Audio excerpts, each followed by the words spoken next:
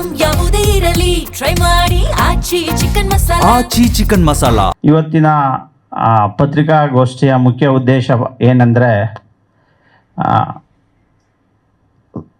ಸನ್ಮಾನ್ಯ ಶ್ರೀ ದರ್ಶನ್ ಸರ್ ಮತ್ತು ವಿಜಯಲಕ್ಷ್ಮಿ ಮೇಡಮ್ ಅವರು ನಮ್ಮ ಮೇಲೆ ಬಾಸ್ ಸಿನಿಮಾ ಬಿಡುಗಡೆಯಾಗಬಾರ್ದು ಅಂತ ಹೇಳಿ ಸ್ಟೇಗೆ ಹೈಕೋರ್ಟ್ನಲ್ಲಿ MFA ಫೈಲ್ ಮಾಡಿದರು.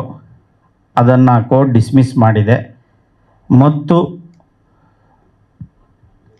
ಟ್ರೈಲರ್ ಲಾಂಚನ್ನು ನಾವು ಮಾಡ್ತಾ ಇದ್ದೇವೆ.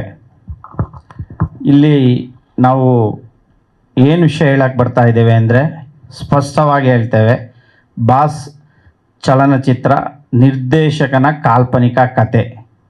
ಇಲ್ಲಿ ಯಾವುದೇ ವ್ಯಕ್ತಿಗೆ ಬದುಕಿರುವವರಿಗಾಗಲಿ ಅಥವಾ ಮರಣ ಹೊಂದಿರುವವರಿಗಾಗಲಿ ಯಾವುದೇ ರೀತಿ ಹರ್ಟ್ ಮಾಡೋದಾಗಲಿ ನೋಯಿಸೋದಾಗಲಿ ಮಾಡೋದಿಲ್ಲ. ಕೆಲವು ಮಿಸ್ಅಂಡರ್ಸ್ಟ್ಯಾಂಡಿಂಗಿಂದ ಅವರು ಹೋಗಿದ್ದರು. ಭವಿಷ್ಯ ಅವ್ರಿಗೂ ಗೊತ್ತಾಗ್ಬೋದು. ಮುಂದೊಂದು ದಿನ ನಮಗೆ ಸಪೋರ್ಟ್ ಮಾಡ್ತಾರೆ ಅನ್ನೋ ಆಶಾಭಾವನವಿದೆ. ಸೊ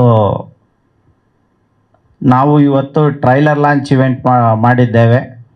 ಸೊ ನಿಮ್ಮ ಸಪೋರ್ಟ್ ಎಲ್ಲರಿಗೂ ಇರಲಿ ಅಂತ ಕೇಳ್ಕೊಳ್ತೀನವ. ಈ ರಿಲೀಸ್ ಇವತ್ತೇ ಆಗುತ್ತಾ? ಇದು ಆಗಿದೆಯಾ ಸರ್?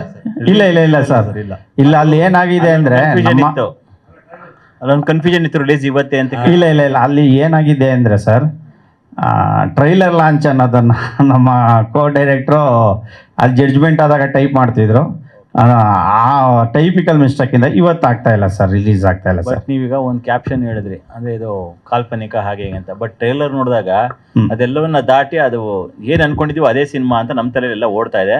ಅದೇ ಅನ್ನೋದು ಒಂದು ಇಂಪ್ಯಾಕ್ಟ್ ಕ್ಯಾರಿ ಆಗಿದೆ. ಖಂಡಿತ ಡೆಫಿನೆಟ್ಲಿ ಇಲ್ಲ ಸರ್.